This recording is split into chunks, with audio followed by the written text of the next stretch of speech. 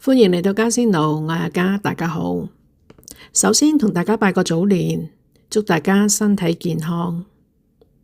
最近有幾個朋友不約而同同我講，有好多唔順心嘅事，搞到自己同屋企人都幾乎抑鬱，所以就有今日呢個話題。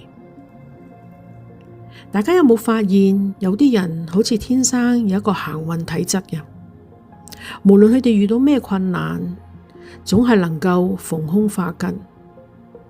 好多人以為好運係求返嚟嘅，但佛家智慧話俾我哋聽，運氣其實係你內心對頻率嘅切換。今日我就唔講沉重嘅因果，講一個關於迷路嘅故事。聽完你會發現，原來你身上早就帶住一個最強大嘅行運遙控器，只不過你一直冇察覺到佢嘅存在。喺佛經入邊有一個故事，有一位非常有福報嘅長者，佢養咗一匹非常有靈性嘅神馬。呢匹馬有一個好奇特之處，每當長者遇到人生最大決策，或者係喺最困難嘅時候，只要佢對住呢匹馬誠心傾訴，呢匹馬就會帶領佢行最啱、最正確嘅路。有一次，長者經商途中迷咗路，走咗入去一個好荒蕪嘅森林，佢嘅隨從們都好慌張，覺得呢個係大凶之兆。但長者佢好平靜喎，佢摸下匹馬個頭，合埋雙眼，靜咗一陣，然後同匹馬講：既然走到嚟呢一度，必然有佢嘅緣分。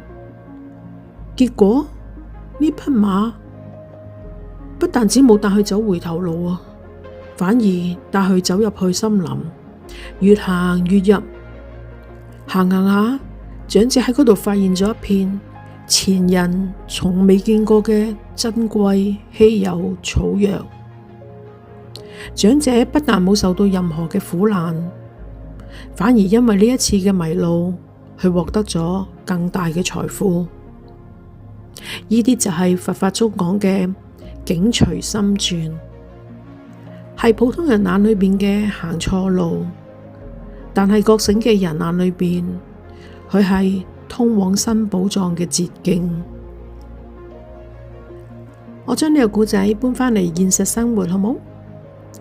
過去一年，或者你都有遇到一啲唔順心嘅事，可能係工作上嘅小錯失，可能係傾唔成單大生意。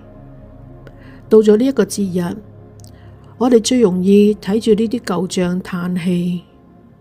不過佛係轉念，會話俾你知，唔好咁快咁急去定義呢啲係倒霉或者係唔好嘅事。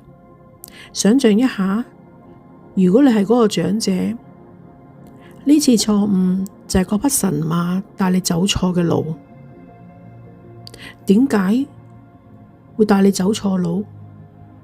因為原本嗰條路可能已經堵塞咗，又或者嗰度將會發生一啲唔好嘅事。生活中所謂嘅行錯路，往往係宇宙喺度幫你強行止損。如果你可以好似嗰個長者一樣，唔抱怨、唔驚慌，而係問自己喺呢個轉折裏邊，我有咩新發現？咁就係覺醒。想唔想喺新春期間開動你嘅行運體質？想就試下撳呢3個掣。第一，撳下消業掣。遇到唔如意，同自己講，呢啲係消舊賬，舊賬清咗，福報自然就會嚟。並唔係阿 Q 精神，係從心理上切斷負能量嘅困擾。第二，撳下隨緣掣。新春係新嘅開始。如果有啲關係，有啲事留唔住，就有得去走。佛係轉念話，唔屬於你嘅失去都係一種得着。放咗手就可以騰出對手，先可以接住過年嘅利是同埋好事。第三，撳下善因掣。運氣唔係等佢嚟嘅，係種出嚟嘅。新春期間多做好事，多講好說話，多結善緣。你發出嘅每一份善意，都會喺未來嘅某一個時刻變換成另一種形式回報返畀你。俗語都話啦，種善因得善果。新春期間，我哋都想見到貴人，但真正覺醒係發現，當你轉念嗰一刻，你自己就係自己最大嘅貴人。請唔好再為昨日嘅錯誤糾結，今日你係全新出發。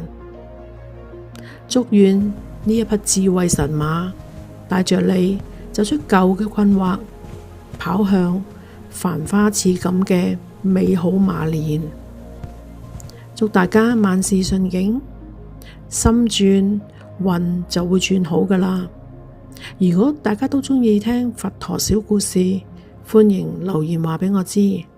請幫忙 like、comment 同埋 subscribe， 記得撳埋旁邊個鐘仔，新片一出，大家就會收到通知㗎喇。多謝晒。